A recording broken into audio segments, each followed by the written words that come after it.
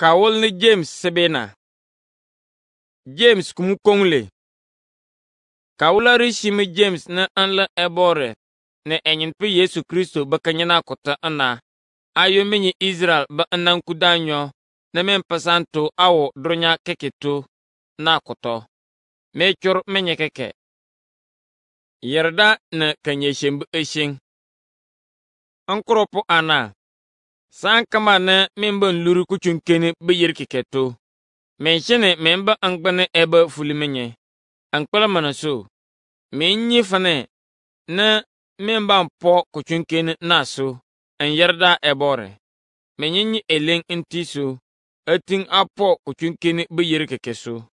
Memba shene memba kuchunkene be eleng eba yo anishito awur kishi san kama atiso. Ne memba eda eba ka wale nene ama pang kalala keke.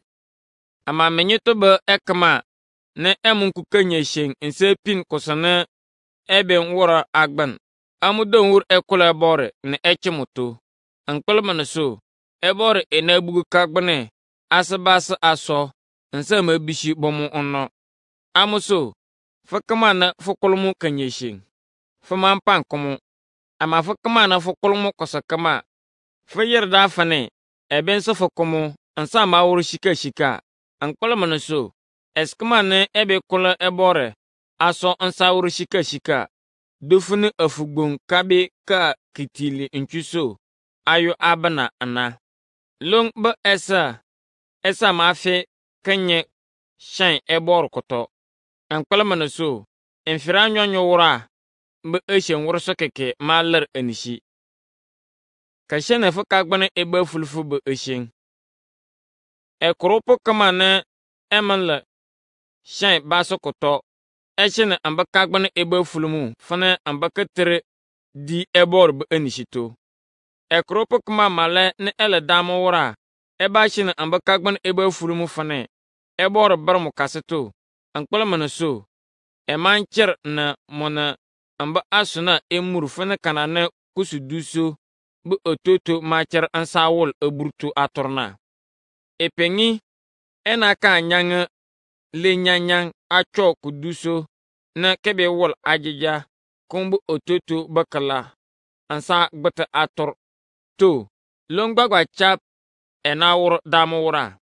Ebeka wo umbu oshun to ana nelu ebatumu. Kowor ese enkene be esheng. Ekama ne epo kuchunkene so. Kagbunufuli bimba wo moto. Ankpala na so. Stana banchumu enkene angban. Ebor bensemo amba ankpana enaso kono. Fane ebense. Bakama ne ba shamuna. Ekama ne elur kuchunkene to. Esa mankangle. Ebor efulemo anwoto kulubinato. Ankpala na so. Shan manting enshene ebor ewur kulubi. Mwala gbagba ma fule ese awotu kulubito. Kosane kebe fule ese awotu kulubito. Ele mo gbagba baka yelge lubi.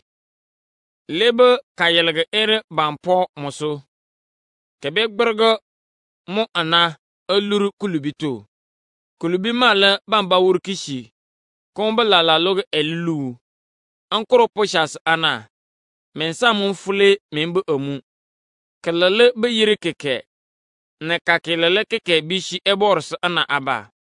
Ebor ne etoku fultina koto. Na asuna keke bishi aba. Ebor subu kufultu. Beka cherga. Aber tentembiri. Ama ebor ber machara keke. Mogbagba eyili komofane. Ebolo mbeke shintembe kamalgnato. Anshine anki. Amba koproso keke babase jangproso. Kubanu nsawur be esheng. Ankoropo shas ana. Menta kisheng ere onwota angbanto enyifane. Ekama eba nyamanan enu esheng. Ama esa ma nyamanan amlige esheng nko anyagbo manamanan. Ankpala manaso. Manaka nyagbo sone ese bebolo awur alele sheng. Ne abe par ebore.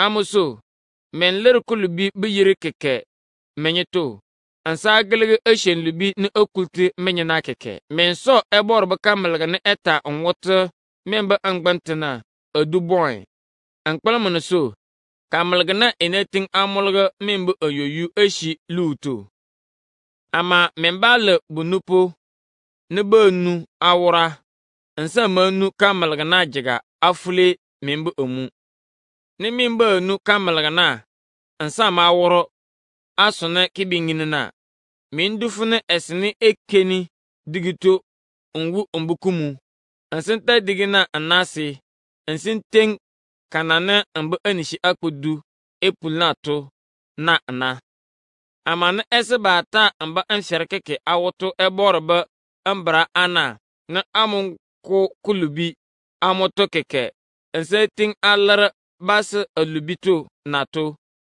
amating asone ekoya naso ansako amoto kpakpa awor asone abinginina ebor ben nafa amodonwura esekamane eye ebebe ebor so ansa mada amalgane abelar ambukono tusu bifule ambukumu ana na amba kebesna malala kebesu fulong kashinteng na kagbon kongluso ba kebesone ebor etutuna besha fana basa eba ko ela kabache amunbi na bukulpuche ana nabo awrufon tuto ansada mo gbagba bukumu so na donyatu ebibo olubi esama jejemu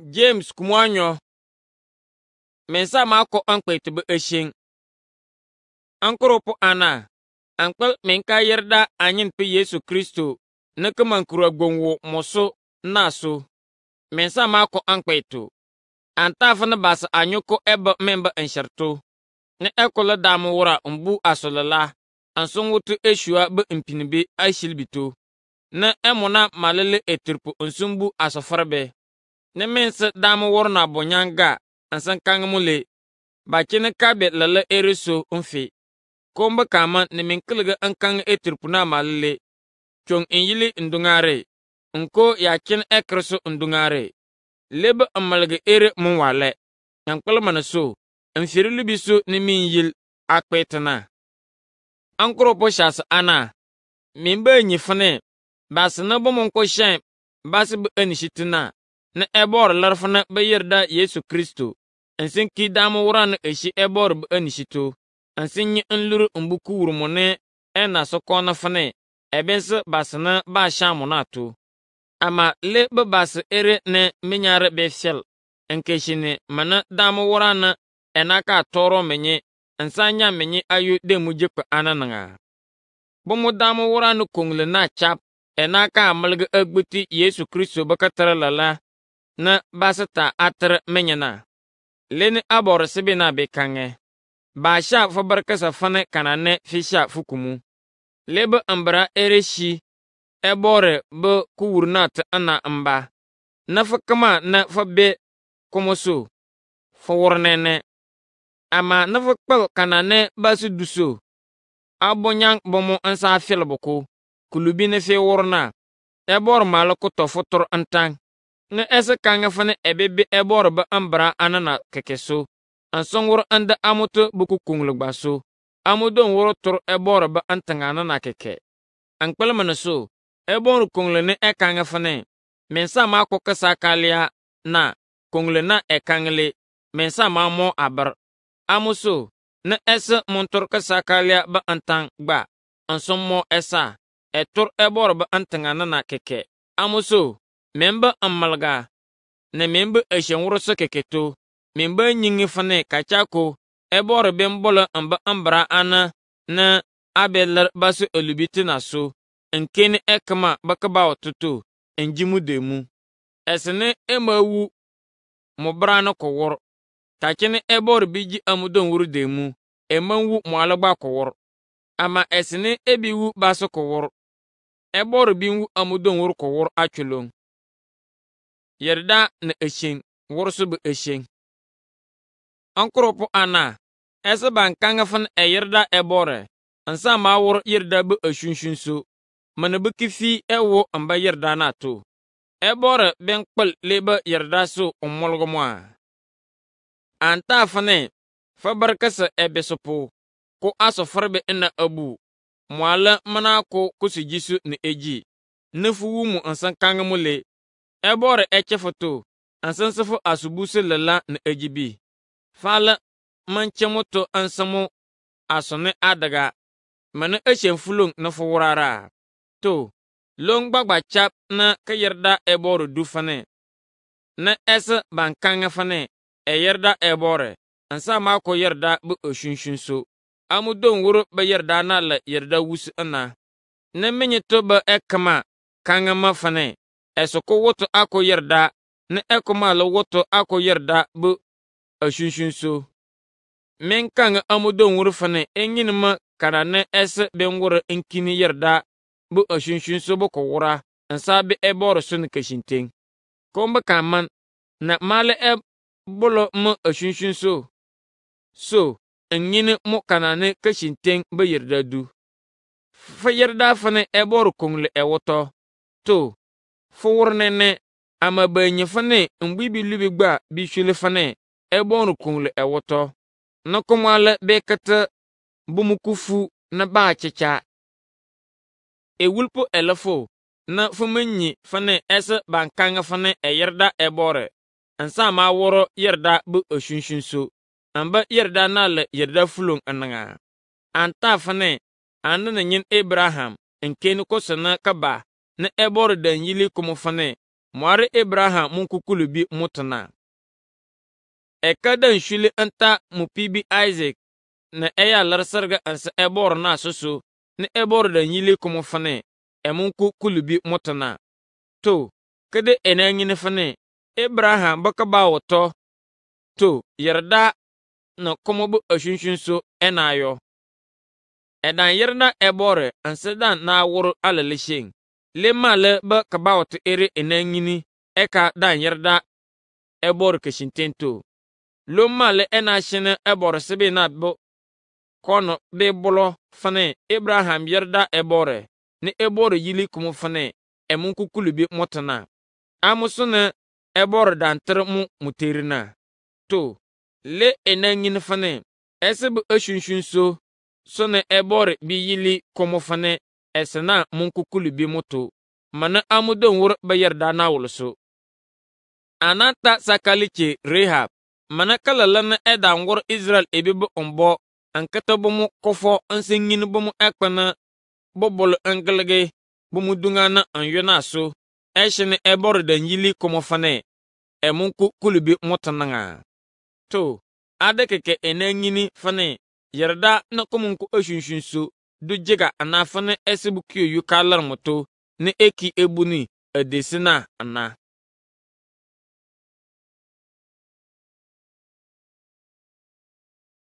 James kumwasa kudondulombo eshen ankropo ana memba badamta esa mako efin fane minki bengin po ana ankpalmano so asheni ebore bin yili so nji anyi bengin po demushi acho basapote pia ankeke beka awur afu ekpa amuso esene muara mamalaga afu ekpa kumware kulubi keke munwo moto na muale biting apo kulubi biyir keke so eshi ambaka ba ototo anta fana gbange na ese ba sha fana gbange enu ansamo ebeta kabarga ana onwoto komobo konoto na eting enshene koyo ka plekama ne ebisha ananta fana ekulongbong na afugbong beka ko ana nchusina kabanga na katere beka ta eningu komo ayo ka plekama ne ebisha to longbagba chap na ese bukudondulondu kemenshi ama kumale biji asugbong ba onjong ga ekema nyikana na ede bu kudondulombi kabiting acho kupungbong nko to nyingbe bu kudondulom malagba dufane ede na kalokosobe na awo ese bukonoto ama kumale kulubi be yirkeke ebol komoto ashine alubina peso amba eyurkeke ajeje amba kaba otakeke nyam kudufune kudondulo na kaku ede na ne ede na malishi sita ne gbagbakoto acho basa. Basi biting abela ensinting ambele kupunto ba asoboya na umbibi na asogbeso na unchuto ba asukin sekeke. Ama esa kama manting umpo kudondulum berso kebe joge eshentega ansa ko kortulubi ne kebe ber lu. Anye be edondulo na anye ka ta edi anyen pe etutuna epang ansana ta amu ataga ambrana na eboro por ne budufana mugbagbana kono kongle na to na epambe kidebe amalga na kataga ba amala kikibishi ankoropo ana long mandaga keke koboy kole ma putu unchulila kilenkilembi na unchubeso ankoropo ana menye alagba banyi mango dibi kamanting onsor apple ansinenyi kapibi dibi kamanting onsor mango unko lonkong lena na esimanting enya unchu babalaso ashi unchu kakrato ebor subu kanyeshing bu eshing menyeto bu emu eku kanyeshing ensenyi oshunto amudon wur eta kabawto lele eduboy ansa wur eshing na adaga ama fukama na fule kumukpakpa sowra ansa ku yurkishi afi fanawul bu eshenso kumware fasa maji onjong oku efe akanga fane fuku kanyeshin mana eboro so ne lombe kanyeshin shi doronya ereto ne kishi ala basa ba anfiru lubi ana bu eshen ne eshi ayoyu lubi koto kaple kama ne yurkishi wo na basa befe bomo nawul bu eshenso kono kongle monwo ndong she kulubi bu yiri keke kanyeshin ne kishi eboro sona bre mun kukulubi keke komoto komo ena ber kagbun wushi nsa shine basu du boy nsa shuli anu eshene basu pote bekange ko wor na alele sheng ebolo komoto esene eku lombu kanye sheng man la anfira nyonyo wura mwala munko kabar konshe bomona boko kagbun wushi ena ber kagbun wushi basu to na komo ala balala loga le alele sheng boko wura.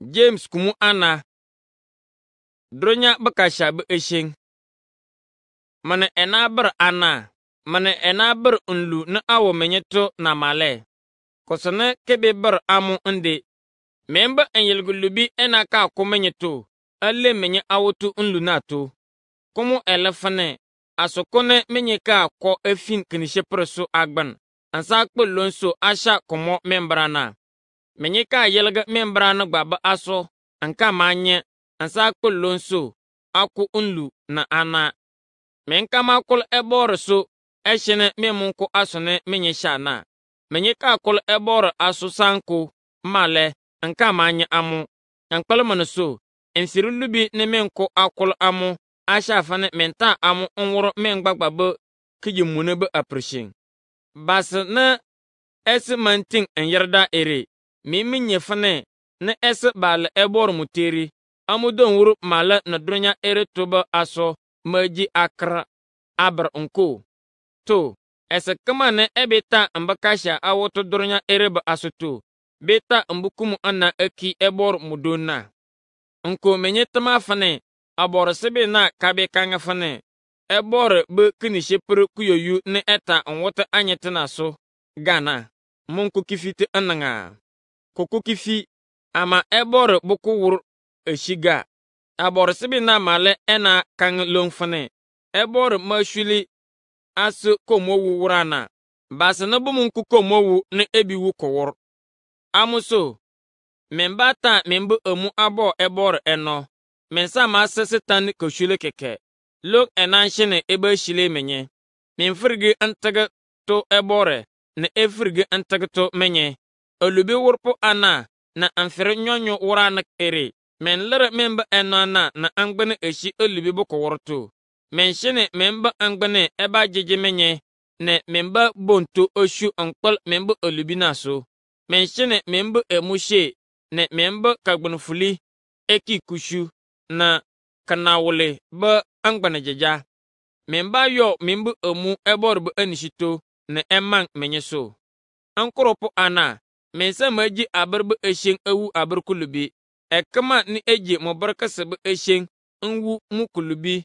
Ebiji ambrana bu esheng ewu kumu kulubi anana. Fakama male nufuwu ambrana kulubi. Kumari famana nu asa ambrana anana. Ama fuki esene ebeji kumudemu. Ebora nawle ele esene ebe nas ambrana. Mwala nawle ele kumubu demujipu. Mo nawle enenting ummo ansina nting ansa ankpa. Na fale nyingbesa ele wane na fiting inji fabarkese demu. Kibeji anjong bu esheng. Menyene menyeka kangle kabro unko echefo. Anyen yo le ne le bakadeto. Enyachine ndon kafe. Nji yawo ndi damna enu mfe. Mimi nyukosana keben wur echefugwa. Mana ele memba ankpa ane ere. Memba ankpa ane ere dufane kunyolo na. Amachir ansana yu epul nato. Kosana ka daga fane. Memba kange ela. Na eboru shuli na ankpa krawoto. Anyan wur le nle. Ama menye kama kange long ere. Menye wu mimbu omu anana. Nseji anjong. Lo male munwale. Fakama male nifinyi kosana ka daga. Ansa mun workomo fo wur kulubi anana.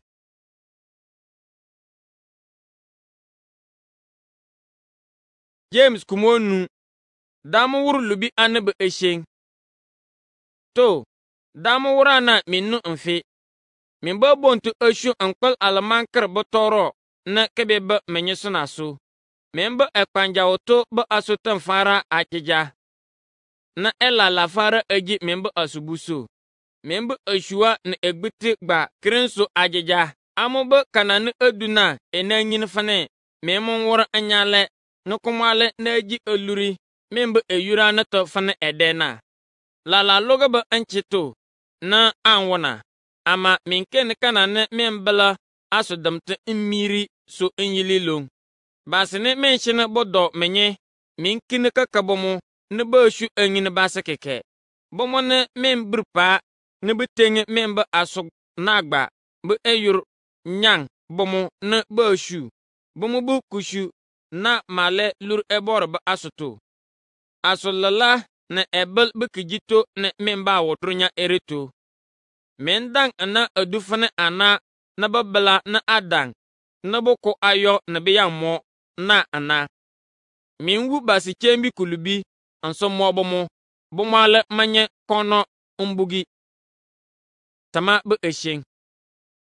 Ankoropo ana. Ankpele so. Mimbe ji kenyiti ajo sangane anyen pe benambeta ambana. Anta afane. Edopu nkene kanane ebika ji kenyiti. Ebika ajo na le ne por eba. Na amba aso ekor andang. Onwura. Ne eteng amu ba alalana. To.